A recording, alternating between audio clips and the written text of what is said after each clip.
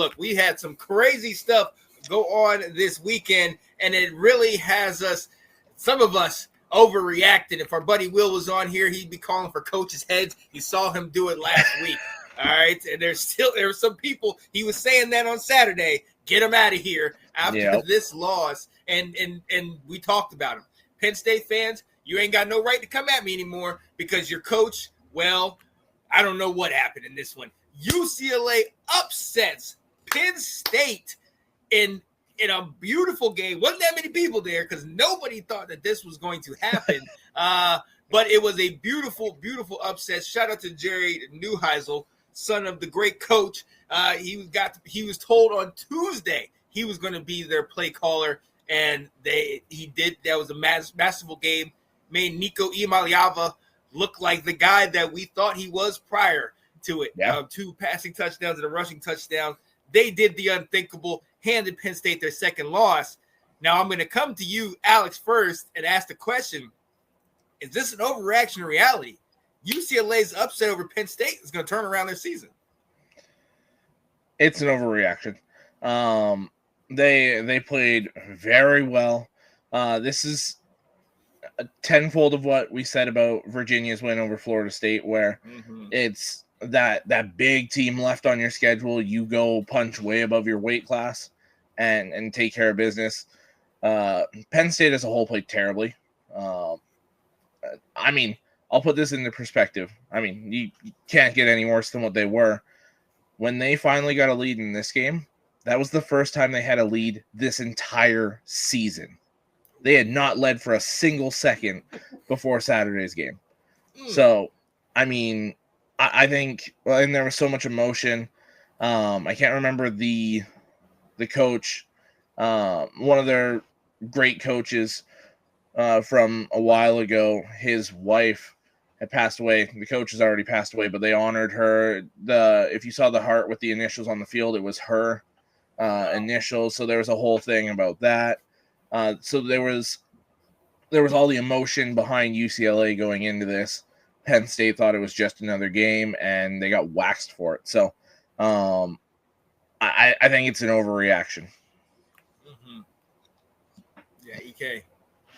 Yeah, I'm gonna do that crazy thing where I kind of hedge. It very well could turn around their season, but the definition of turning around their season, I guess I don't think they're gonna go 500 the rest of the way. But they were 0-4, and maybe now they sneak out 1 or 2 more wins on the year. So I definitely think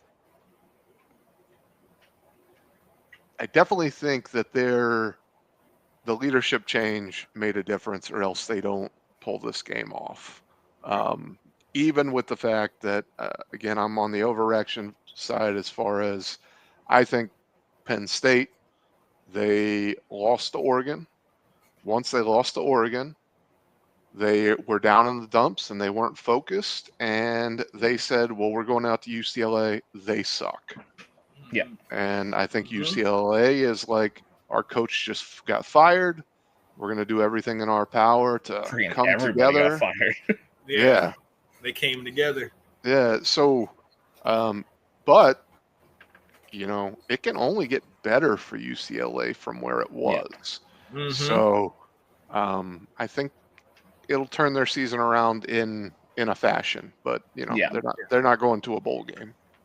Yeah. Got one more thing to add in, just to take a little stab at Penn State here. I forget his name, but UCLA's interim head coach here now has the same number of Big Ten top 10 wins as James Franklin. They both have 1. Wow.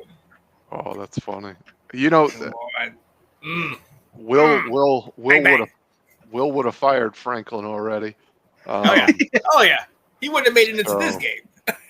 He wouldn't have made it on the flight home. Let's be real. That's an interesting topic for another time, because I don't know how you fire Franklin, because when you fire Franklin, you have to stop and go, All right, the guy who's brought stability back to a broken program. And who do you hire when you fire him? That's the question. I have my one that I brought up last week that I really like the idea of. Go for it. Sorry, there was 3 that we brought up that I really like the idea of. I like Luke Fickell in Penn State. Well, he's not getting Penn State with how Wisconsin's doing, so you can just eliminate that. I was just I like that. He might not have a job. Yeah. He might be available.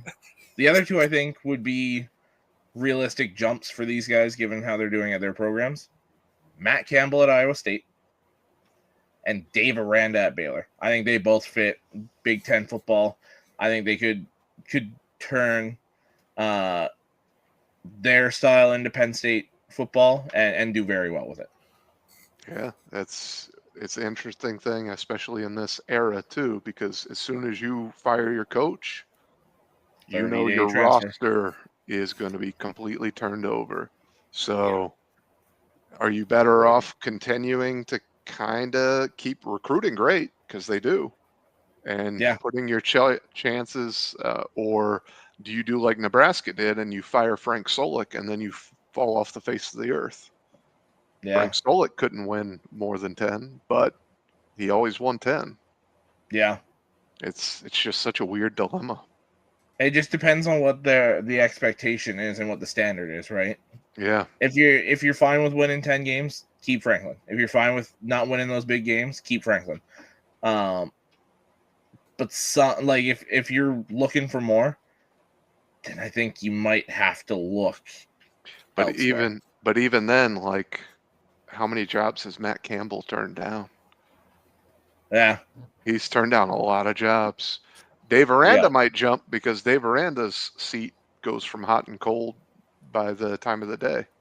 But yeah, it's just there's no right answer kind of scenario, but it's a fun topic. Mm-hmm. Oh yeah.